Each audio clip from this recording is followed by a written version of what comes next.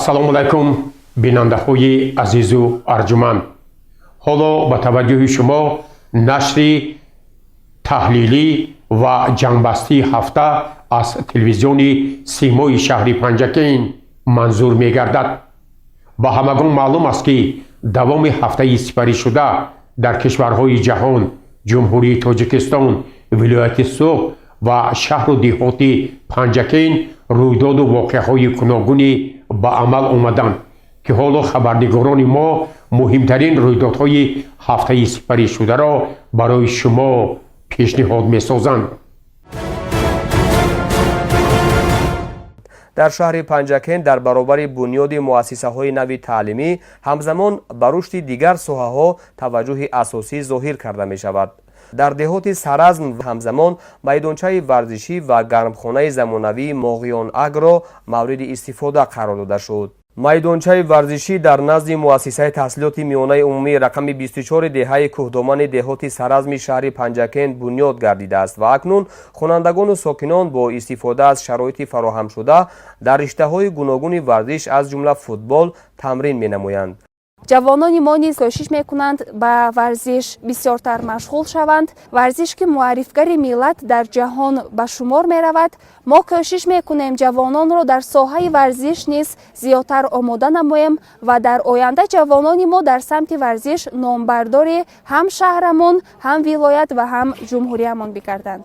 айни замон дар шаҳру деҳоти Панҷакейн 70 толору майдончаҳои варзишӣ замонавӣ фаъолият мекунад ва айни ҳол дар 8 майдончаи замонавӣ корҳои сохтмонӣ идома дорад.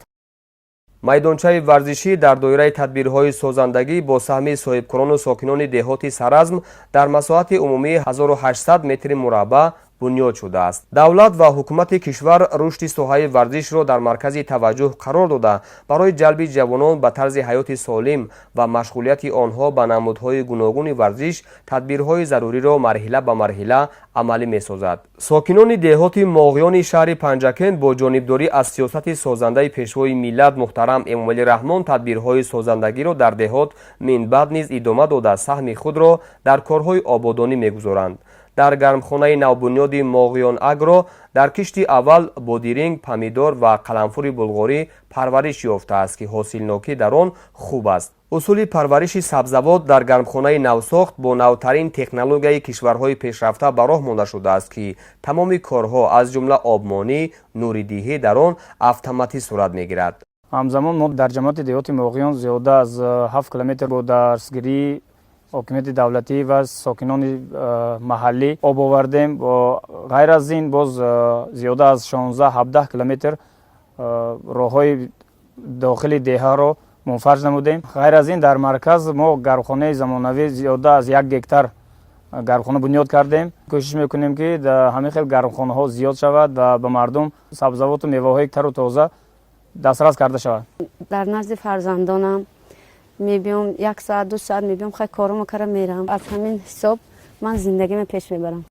гармхонаи мазкур ба истиқболи ҷашни 35-солагии истиқлолияти давлатӣ аз ҷониби соҳибкори ватанӣ Муродқул Юсуфов бо истифода аз таҷрибаи пешқадами кишварҳои тараққикарда дар масоҳати беш аз 501 замин дар муҳлати 9 моҳ сохта шудааст, ки 6 нафар ба кор таъмин гардиданд. дар деҳоти дурдаст бунёд намудани чунин гармхонаи замонавӣ барои сокинон манфиатовар буда оянда маҳсулоти тару тоза на ин ки аз маркази шаҳр, балки аз ин гармхонаи навсохт ба аҳолии деҳоти Моғиён таъмин карда мешавад. дар шаҳри Панҷакейн дар доираи ҳадафҳои муҳими стратегӣ аз ҷумла таъмини амнияти озуқаворӣ ба рушди бахшҳои муҳими соҳаи кишоварзӣ таваҷҷӯҳи асосӣ зоҳир гардида дар баробари зиёд кардани теъдоди гармхонаҳо ҳамзамон майдони кишти заминҳои корам васеъ ва боғу тогзорҳои нав бунёд карда мешаванд.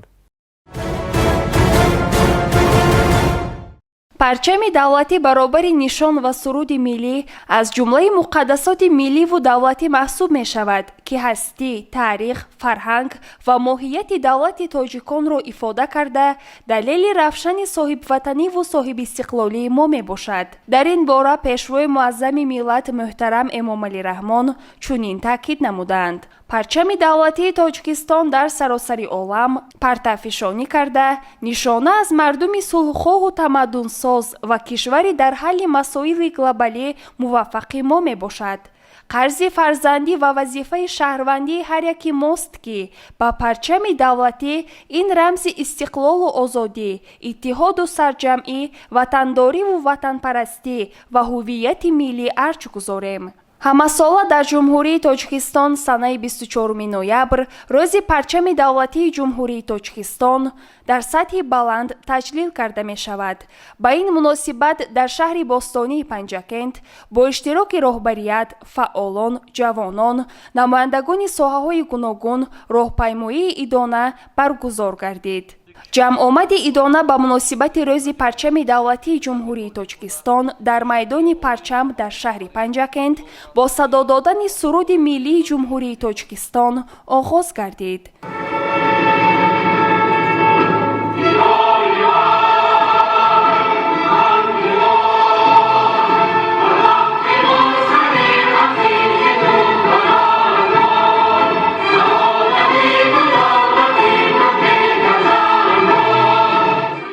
намояндаи мақомоти иҷроии ҳокимияти давлатии вилояти Суғд, сардори раёсати тандурустии вилоят Ҳабибулло Хайруллозода аз номи муовини аввали раиси Маҷлиси Миллии Маҷлиси Олии Ҷумҳурии Тоҷикистон, раиси вилояти Суғд Раҷаббой Аҳмадзода, сокинони сарбаланди Панҷакенти Бостониро ба муносибати рӯзи парчами давлатии Ҷумҳурии Тоҷикистон шодбош намуд. гуфта шуд ки парчами давлатии ҷумҳурии Тоҷикистон дар баробари Конститутсия, нишон ва суруди миллӣ, рамзи муқаддаси давлат ва нишони соҳибихтиёрии давлату миллат дониста шуда, дар мақоми худ равшангари таърих, сарнавишти миллату давлат, инъикосгари фарҳангу тамаддун ва орзуву омоли мардум маҳсуб меёбад. бо таҷлили рӯзи парчами давлатӣ мо ба хизматҳои фидокоронаи фарзандони бузурги халқи азизамон ки дар тӯли таърихи беш аз 6000 солаи миллати тоҷик барои ному нанг ва ҳифзи марзу буми аҷдодӣ ҷоннисориҳо карда, забон, фарҳанги ғанӣ ва оину суннатҳои мардуми кӯҳанбунёдамонро то замони мо расонидаанд арҷ мегузорем. парчами давлатӣ ҳамчун рамзи муқаддаси миллӣ на танҳо миллати тоҷикро дар арсаи байналмилалӣ муаррифӣ мекунад, балки тавассути он кишварҳои олам Тоҷикистонро ҳамчун узви комилҳуқуқи ҷомеаи ҷаҳон мешиносанд ва эътироф менамоянд. аз ин лиҳоз чунон ки пешрӯи муаззами миллат таъкид менамоянд, ба ҷо овардани эҳтиром ба парчами давлатӣ ва расидан ба қадри он ҳамчун яке аз рамзҳои муқаддаси ватани соҳибистиқлол, эҳтирому арҷгузорӣ ба арзишҳои деринаи таърихӣ ва фарҳангиву маънавии миллӣ ва гузашта аз ин эҳтироми миллат ва давлату давлатдорӣ ба ҳисоб меравад. раиси шаҳри Панҷакент Абдухолиқ Холиқзода бо паёми табрикӣ мардуми сарбаланди Панҷакенти Бостониро аз номи мақомоти иҷроии маҳаллии ҳокимияти давлатии шаҳри Панҷакент табрик намуда қайд кард ки ин рамзи давлати навбунёду соҳибихтиёри миллати тоҷик дар давраи ҳассоси таърихӣ зимни баргузории 16-умин ҷаласаи шӯрои олии ҷумҳурии Тоҷикистон дар соли 1992 қабул гардида, ифодагари таърихи ғании парчамдорӣ дар масири давлатдории халқи тоҷик маҳсуб мешавад. мо имрӯз ифтихор дорем ки зери ин парчам ва бо роҳнамоии асосгузори сулҳу ваҳдати миллӣ пешвои миллат президенти ҷумҳурии Тоҷикистон муҳтарам Эмомалӣ Раҳмон, Тоҷикистон дар даврони истиқлол ба дастовардҳои азим соҳиб шуда, дар баландтарин минбарҳои ҷаҳонӣ ва созмонҳои байналмилалӣ қатори парчамҳои дигар кишварҳо парчами давлати мо низ парафшонӣ мекунаду ҷаҳониён ба он арҷ мегузоранд. дар мусобиқоти ҷаҳонӣ он чун рамзи ғолибияти ҳамватанони мо барафрошта мешавад. пешвои муаззами миллат президенти ҷумҳурии Тоҷикистон муҳтарам Эмомалӣ раҳмон барҳақ таъкид доштанд, ки ҳар як фард бояд ифтихор дошта бошад, ки парчами давлатии мо дар арсаи ҷаҳонӣ баробар бо парчами халқҳои мухталифи дунё дар пештоқи ташкилоту созмонҳои бонуфузи ҷаҳон парафшонӣ мекунад ва ба оламиён аз мавҷудияти миллати соҳибтамаддуни тоҷик ва узви комилҳуқуқи ҷомеаи ҷаҳон, яъне Тоҷикистони соҳибистиқлол паём мерасонад. таҷлили рӯзи парчами давлатии ҷумҳурии Тоҷикистон нишони эҳтироми хосаи мардуми сарбаланди тоҷик ба анъанаҳои неки аҷдоди сарбаланд ва таҷассуми мақсаду мароми мо дар роҳи эъмори давлати демократию ҳуқуқбунёд ва ягона мебошад.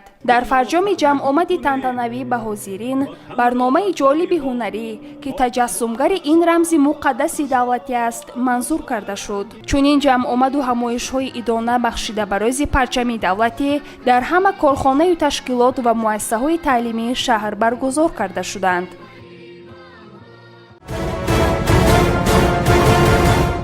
дар шаҳру деҳоти Панҷакен корҳои ободониву созандагӣ, рушди соҳаи кишоварзӣ ва дигар соҳаҳои афзаланоки иқтисоди минтақаи мо ба ифтихори 35-мин солгарди истиқлоли давлатии ҷумҳурии Тоҷикистон рӯз то рӯз густариш меёбад.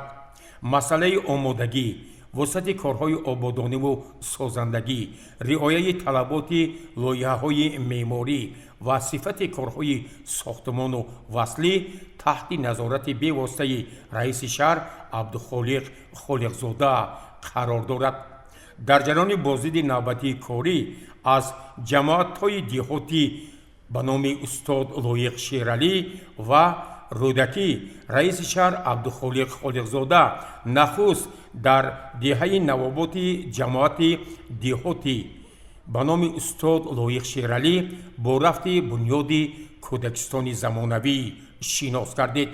раиси шаҳр Абдухолиқ Холиқзода роҳбарияти ҷамоати деҳотӣ ба номи устод Лоиқ Шералӣ ва масъулину онҳоеро ки ба бунёди ин иншооти ҷашнӣ вобаста мебошанд таъкид кард, ки бояд ин иншоот дар муҳлати пешбинишуда ва бо як сифати хуб мавриди истифода қарор дода шавад. дар деҳаи марғидари ҷамоати деҳоти рӯдакӣ бунёди варзишгоҳи замонавӣ бо муваффақият идома дорад. раиси шаҳр Абдухолиқ Холиқзода таъкид намуд, ки мо бояд дар асоси дастури супоришҳои пешои миллат президенти ҷумҳурии Тоҷикистон муҳтарам Имомалии Раҳмон, ҳидоятҳои раиси вилояти Суғд муҳтарам Раҷаббой Аҳмадзода барои ба мусобиқаҳои варзишӣ фаро гирифтани ҷавонон дар тамоми гӯшаву канори Панҷакенти Бостон тадбирҳои муайянро амалӣ созем ва ин варзишгоҳ дар деҳаи Марғидар бояд ба як маркази обу тоби ҷисмонӣ ва ҳамзамон омода кардани беҳтарин варзишгарон табдил ёбад.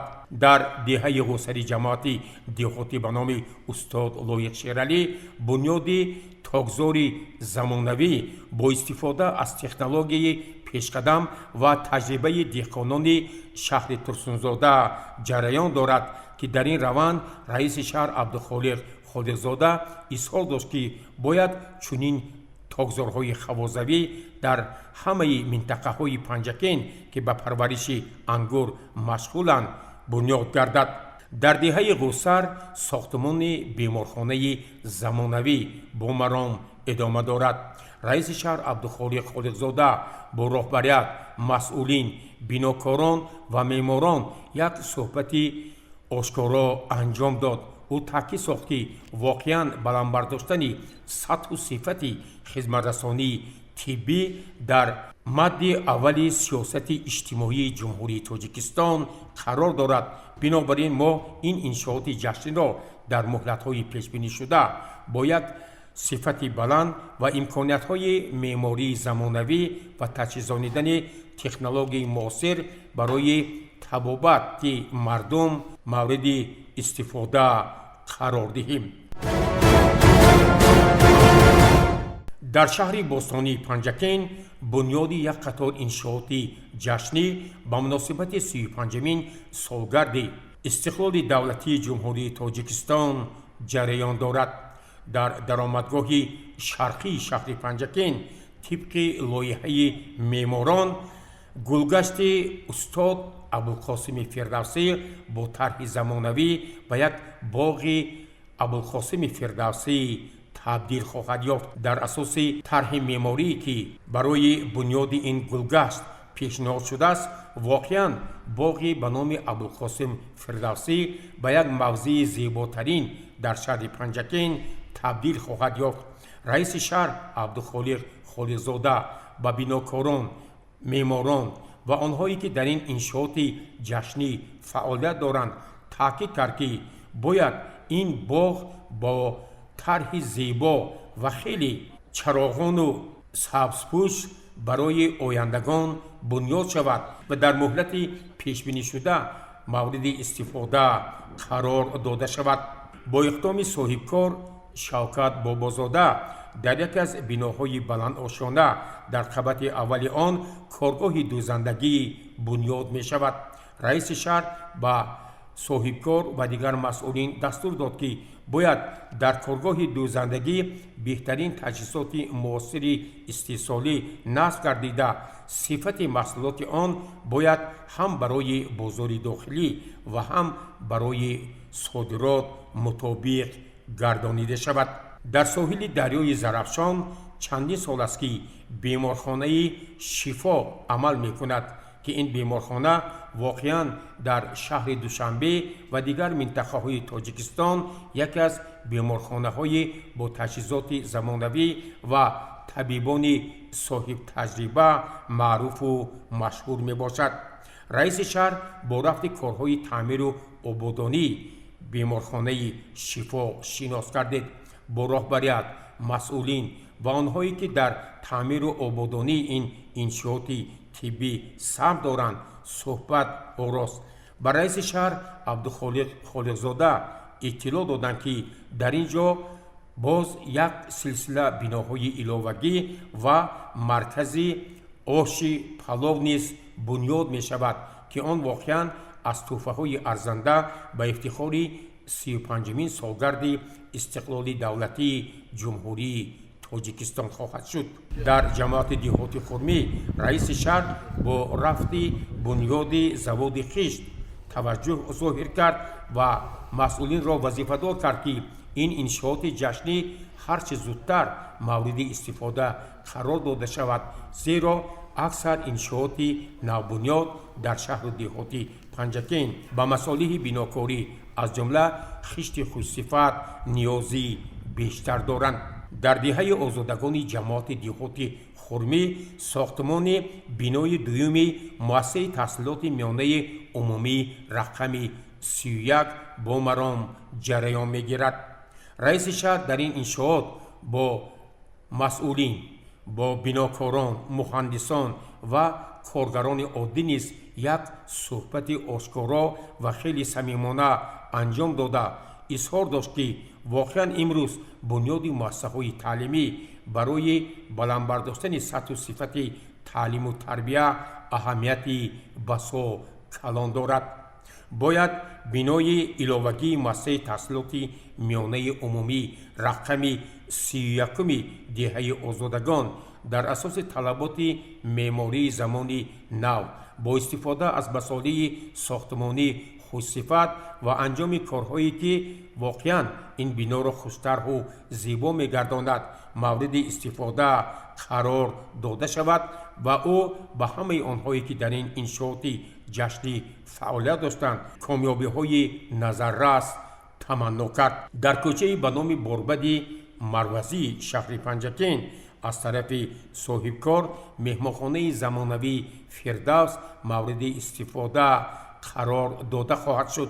با این مقصد در این کوچه کارهای اسفالت پوشکدی به انجام رسیده. اطراف مهمانخانه خیلی آباد و زیبا گردید، چراغان شد و مهمانخانه واقعاً یکی از مهمانخانه های زیبا و خوشطرح شهر پنجکین می باشد که از طرف صاحبکار همچون تحفه به جشن 35 سالگی استقلال دولتی جمهوری تاجیکستان اهدا خواهد شد. رئیس شهر پنجکین عبدالخالق خالقزاده ضمن شناسایی با انشاءات گوناگون از جمله انشاءات جشنی اظهار نمود که رفت کارهای ساختمان و وصلی، صفت و مهلت به استفاده سپردن انشاءات جشنی تحت نظارت جدی و همه‌روزه مقامات اجرایی محلی حاکمیت دولتی شهر پنجکین قرار دارد. با مناسبت 35مین سالگرد استقلال دولتی جمهوری تاجیکستان در شهر و دهات پنجکین بنیاد انشاءات ساحه تندرستی با مرام ادامه دارد. در جریان شناسایی سردار ریاست تندرستی ولایت سوخت حبیب الله خیرالله زاده و رئیس شهر پنجکین عبدالخالق خالقزاده با جریان ساختمان بینای زمانوی بیمارخانه منطقوی جماعت دهاتی لایق شیرعلی در دهه غوسر با راهبران جماعت دهات بیمارخانه مرکزی شهر و بیناکاران دستور داده شد که باید کارهای ساختمان و وصلی با صفت بلند اجرا گردیده این انشاءات مهم در مهلت پیشبینی شده همچون تحفه به مناسبت 35مین سالگرد استقلال دولتی جمهوری تاجیکستان برای مردم جماعت دهات لایق شیرعلی و دهه‌های اطراف تقدیم گردد. تاکید گردید که واقعا امروزها در قبط دوم این بنا کارهای اساسی به انجام رسیده. بناکاران تصمیم گرفتند که کارها را در آشیانه سیوم ادامه میدهند و بنا از روی لایحه پیش بینی شده در مهلتی که معین شده است مورد استفاده قرار میگیرد.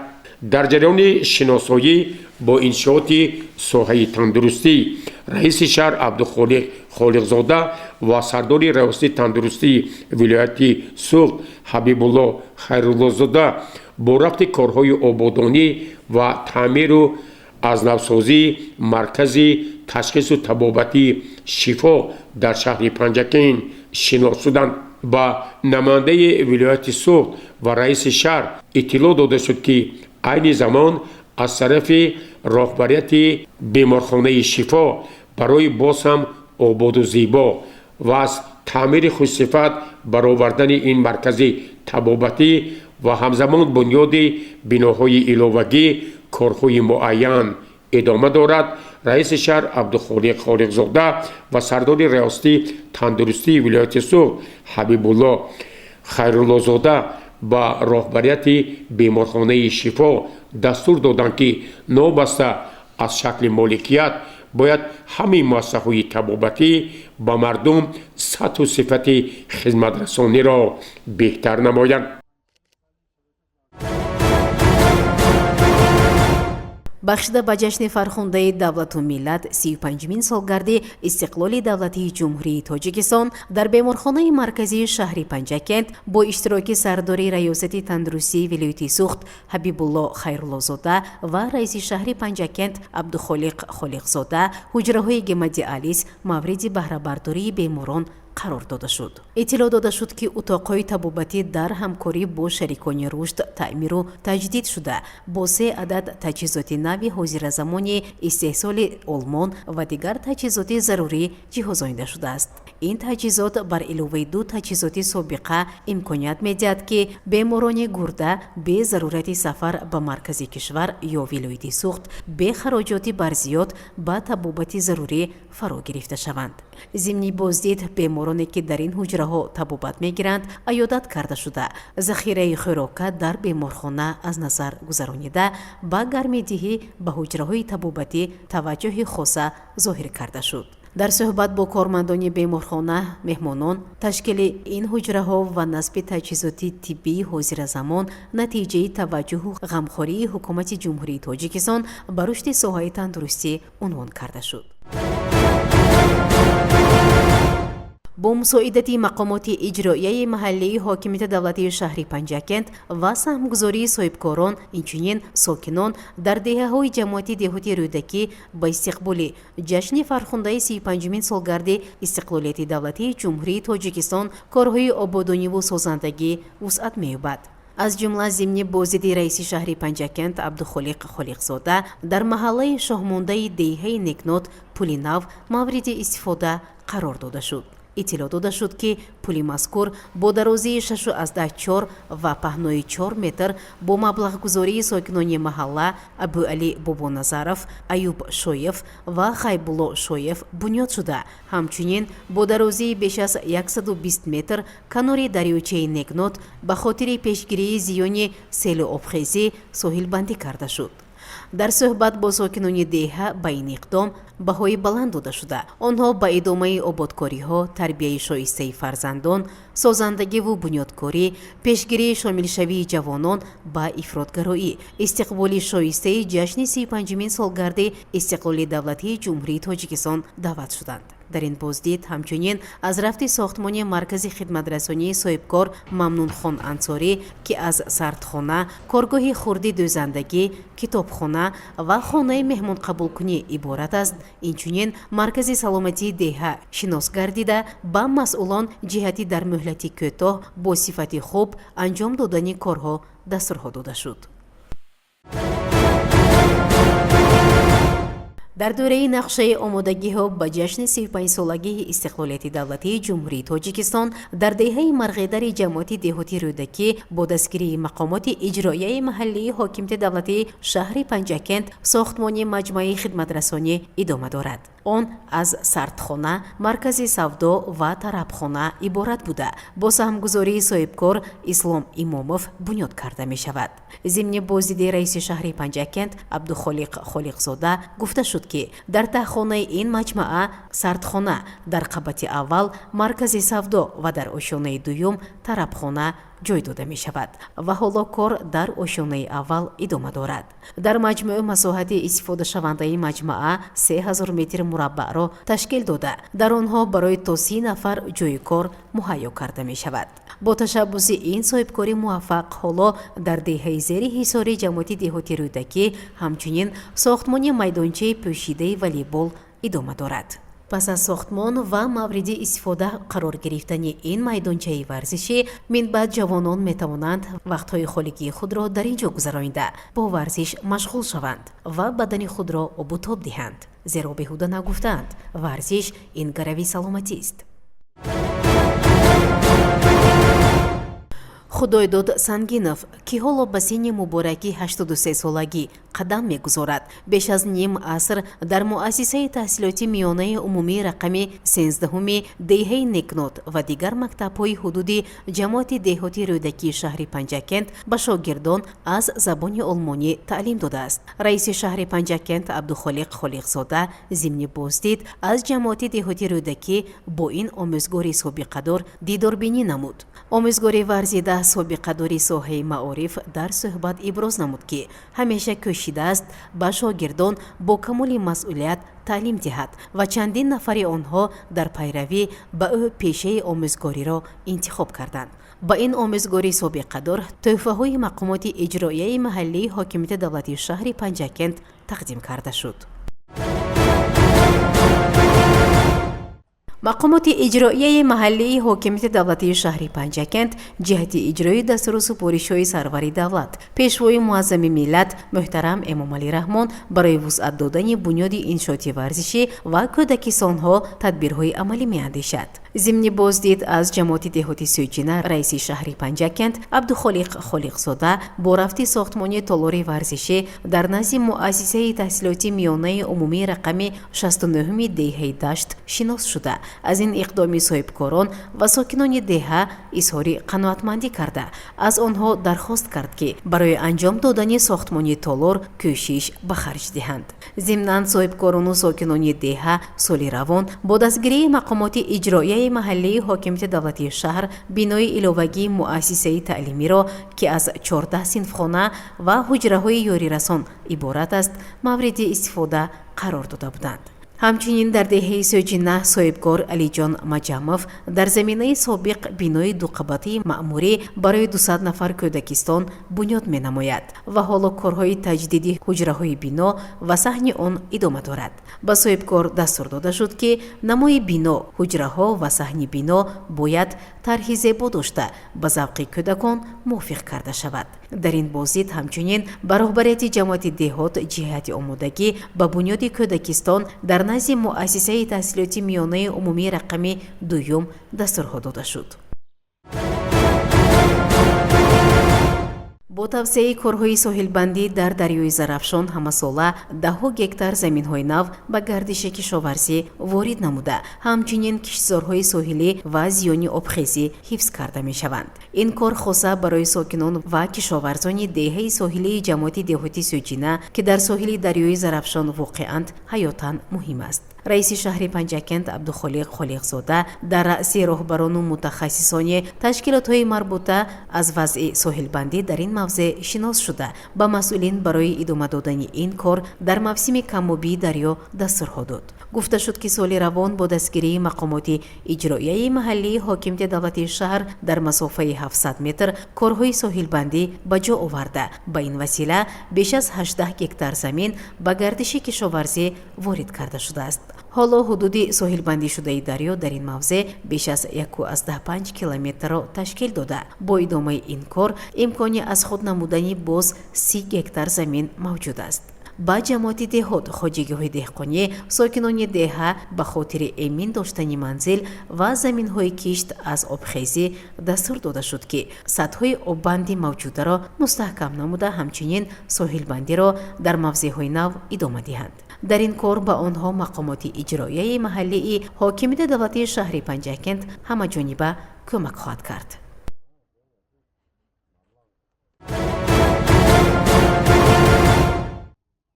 бо дастгирии мақомоти иҷроияи маҳаллии ҳокимияти давлатии шаҳри Панҷакент ва саҳмгузории соҳибкорону сокинон шахсони саховатпеша дар муассисаи таҳсилоти миёнаи умумии рақами 68-уми деҳаи соҳилии ҷамоати деҳоти Сӯҷинаи шаҳри Панҷакент 4 синфхонаи нав ба қабули хонандагон омода карда шуд. раиси шаҳри Панҷакент Абдухолиқ Холиқзода зимни боздид аз муассисаи таълимӣ ин иқдоми омӯзгорон ва фаъолони деҳаро шоиста арзёбӣ намуд. бо бунёди синфхонаҳои иловагӣ имкон фароҳам оварда шуд ки 200 нафар хонандагон дар дубаст ба таълим дар шароити хуб фаро гирифта шаванд. соҳибкорону омӯзгорон ва сокинони деҳа тасмим гирифтанд ки соли оянда ин иқдомро идома дода ба бунёди боз 8 синфхонаи иловагӣ оғоз намоянд. бо бунёди он ҳамаи 550 нафар хонандагони мактаб бо шароити хуби таълим таъмин карда мешаванд. роҳбарияти шаҳр аз хонандагон омӯзиши илму ҳунар ва аз омӯзгорон бошад омода кардани кадрҳои ҷавобгӯ ба талаботи ҷаҳониро талаб намуд. дар ин боздид раиси шаҳр ҳамчунин дар ҷанбасти мусобиқаи варзишии хонандагони таълимгоҳ ки ба ифтихори рӯзи парчами давлатии ҷумҳурии Тоҷикистон баргузор шуда буд иштирок намуда ба ғолибони он ифтихорнома ва тӯҳфаҳо супорид ва онҳоро ба таҳсил бо баҳои хубу аъло рафтори намунавӣ иштирок дар озмунҳои ҷумҳуриявӣ даъват кард.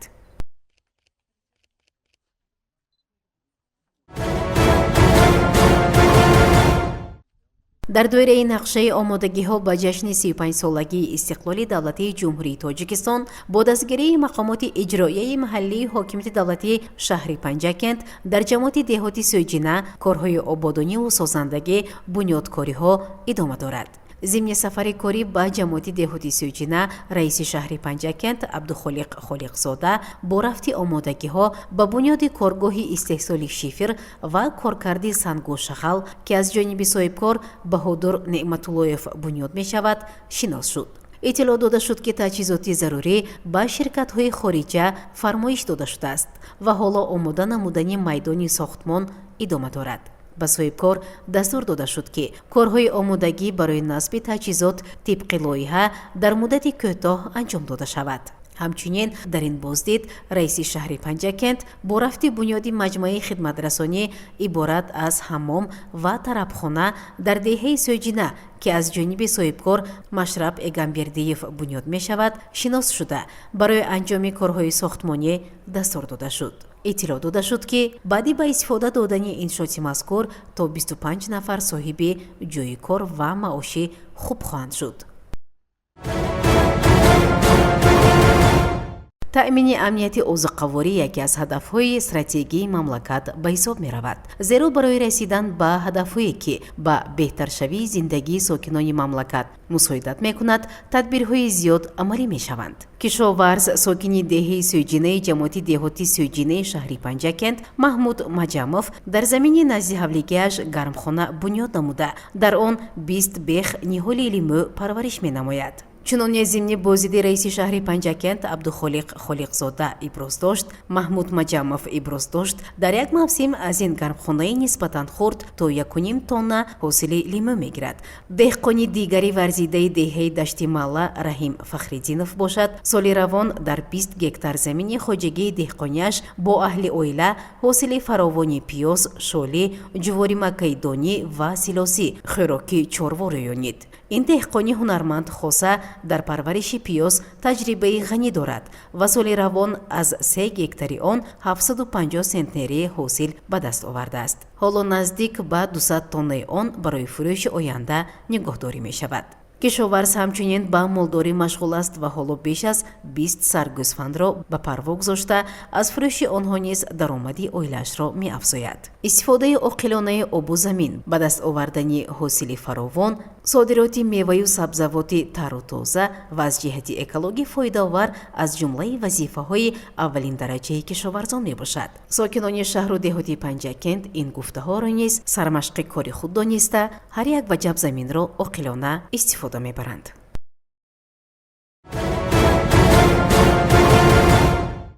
дар канори шоҳроҳи Панҷакент айнӣ дар ҳудуди ҷамоати деҳоти Сӯҷина бо иштироки раиси шаҳри Панҷакент Абдухолиқ Холиқзода маъракаи ниҳолшинонию сабзгардонӣ шурӯъ гардид. дар ин мавзеъ даҳҳо бех ниҳоли санавбар шинонида ба масъулини ҷамоати деҳот ва фаъолони деҳа дастур дода шуд ки аз ҳоло барои дар канори роҳҳо шинонидани дарахтони ҳамешасабз иқдом намуда нигоҳубини онҳоро зери назорати пайваста қарор диҳанд. ҳамчунин масъулини шӯъбаи ҳифзи муҳити зисти шаҳри Панҷакент барои назорат ва мусоидату дастгирии ин маърака дар шаҳр муваззаф карда шуданд. бояд гуфт ки имрӯзҳо дар асоси дастуру супоришҳои сарвари давлат пешвои муаззами миллат муҳтарам Эмомалӣ Раҳмон дар ҳама гӯшаву канори кишвар ба маъракаи ободонӣ ва сабзу хӯрамгардонӣ таваҷҷӯҳи хоса зоҳир гардида дар ин самт тадбирҳои зарурӣ амалӣ карда мешаванд. бино ба гуфти мутахассисони соҳа, дар фасли тирамоҳ шиноидани дарахтон мувофиқи мақсад буда риояи қоидаҳои дастури агротехникӣ дар раванди ниҳолшинонӣ ҳатмӣ мебошад, зеро шиноидани дарахтон ба муҳити экологӣ таъсири мусбат гузошта ба кӯчаву хиёбонҳо зебоии хоса мебахшад.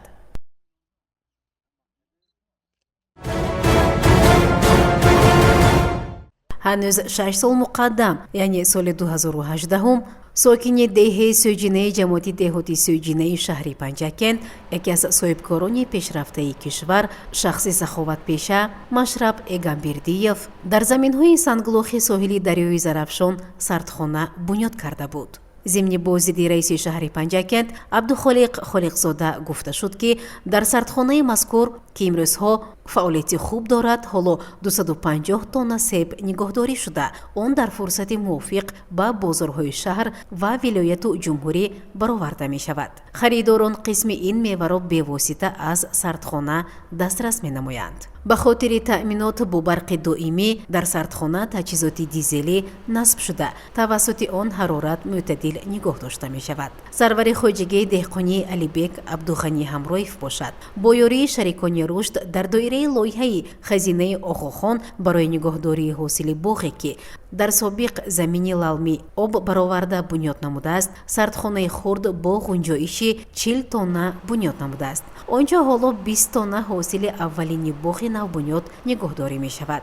дар ин сардхона ҳамчунин барои нигоҳдории меваю сабзавоти дигар аъзоёни гурӯҳҳои истеҳсолӣ ҳамкорони лоиҳаи мазкур ҷой муқаррар шудааст. раиси шаҳри панҷакент абдухолиқ холиқзода зимни боздид аз ҷамоати деҳоти сӯҷина дар деҳаи сӯҷина омӯзгорӣ варзида ва собиқадори меҳнат шахсе ки садҳо нафар шогирдонро таълиму тарбия кардааст, улуғбек Маҳмадаминовро аёдат кард. ӯ беш аз 40 сол дар муассисаи таҳсилоти миёнаи умумии рақами дуюми деҳаи сӯҷина ва дигар мактабҳои ҷамоати деҳот аз фанни таърих ва ҷамъиятшиносӣ ба шогирдон таълим дода ба садҳо нафар ҳаққи устодӣ дорад. дар суҳбат ӯ ҷонибдориашро аз сиёсати маорифпарваронаи сарвари давлат пешвои муаззами миллат муҳтарам Эмомалӣ Раҳмон иброз дошта, омодагиашро ба кӯмак ба омӯзгорони ҷавон иброз дошт ва барои ғамхориҳо ба ҳукумати ҷумҳурии Тоҷикистон, мақомоти иҷроияи ҳокимияти давлатии вилояти Суғд ва шаҳри Панҷакент изҳори сипос намуд.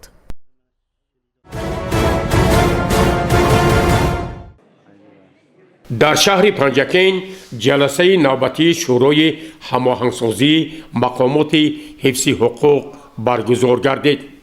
дар кори он аъзои шӯрои ҳамоҳангсозии мақомоти ҳифзи ҳуқуқи шаҳри Панҷакент, муовинони раиси шаҳри Панҷакент, мудирони шӯъбаю бахшҳои дастгоҳи раиси шаҳр, роҳбарони воҳидҳои сохтории мақомоти иҷроияи маҳаллӣ ҳокимияти давлатии шаҳри Панҷакент, раисони ҷамоатҳои деҳот, маҳаллаҳои шаҳр, намояндагони соҳаҳои гуногун ва кормандони воситаҳои ахбори омма иштирок варзиданд.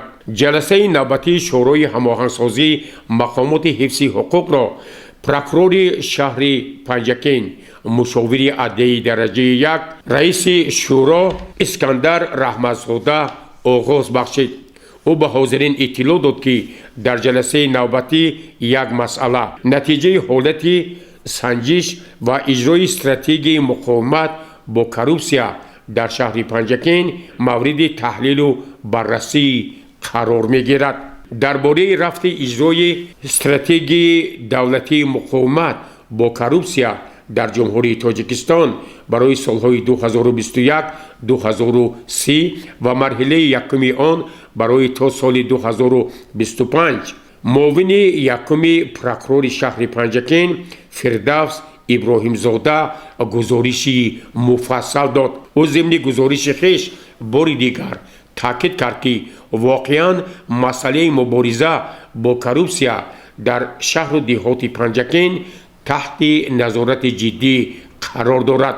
новбаста аз тадбирҳои андешидашуда боло рафтани нишондодҳо дар ин самт нигаронкунанда аст ва ӯ дар ҷараёни суханронии хеш бори дигар таъкид кард ки дар муқоиса ба соли 2023 дар 11 моҳи соли 2024 зиёд шудани зуҳуроти коррупсионӣ дар шаҳри Панҷакент ба мушоҳида мерасад. дар ҷаласаи шӯрои ҳамоҳангсозии мақомоти ҳифзи ҳуқуқи шаҳри Панҷакент сардори шӯъбаи минтақавии назорати давлатӣ молиявӣ ва мубориза бо коррупсия дар водии Зарафшон Нодирхон Акмалзода гузориши муфассал дод.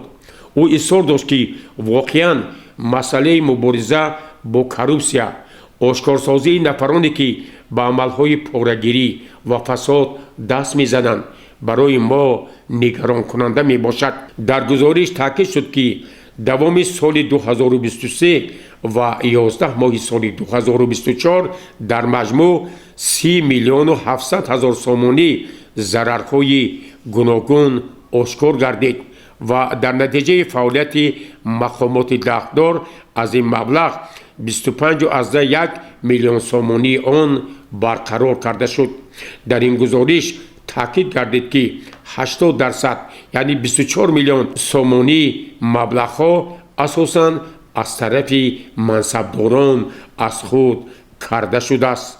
تاکید شد که عین زمان شهر پنجکین در مسئله دست زدن به عملهای کروپسیونی در سطح ولایت و جمهوری خیلی بالا رفته است و باید جامعه تمام ساختارها و مردم این دیار باستانی دست جمعانه به ضد این ظهورات نامطلوب و شرمنده آور مبارزه را تقویت بخشند. معاون یکم رئیس شهر پنجکین محمد صادق سفرزاده ضمن گزارش خویش درباره فعالیت کمیسیون جمعیتی نزد مقامات اجرایی محلی حاکمیت دولتی شهر پنجکین وابسته به مبارزه بر ضد عملهای کروپسیونی سخن گفت. در جلسه نوبتی شورای هماهنگسازی مقامات حفظ حقوق شهر پنجکین سردار ریاست مالیه شهر جهان میرزا حافظیان گزارش داد. در این جلسه سابقه‌دار مهنت جمعه‌بای سنگینوف، مدیر شعبه اقتصادی مقامات اجرایی محلی حاکمیت دولتی شهر پنجکین نگینه اکرامی و دیگران اندیشه و پیشنهادات خویش را جهت تقویت بخشیدن مبارزه بر ضد عملهای کروپسیونی ارزیابی کردند. در جریان جلسه شورای هماهنگسازی مقامات حفظ حقوق رئیس شورا پروکرور شهر پنجکین مشاور عدلیه درجه 1 در نزد راهبران مسئول ساحه‌های گوناگون جهت پیشگیری از عملهای کروپسیونی دستور سپارش‌های مشخص گذاشت و تاکید کرد که در قرار جلسه نوبتی شورای هماهنگسازی مقامات حفظ حقوق شهر پنجکین فعالیت تمام ساحه‌ها درج می شود و اجرای آنها تحت نظارت قطعی گرفته خواهد شد.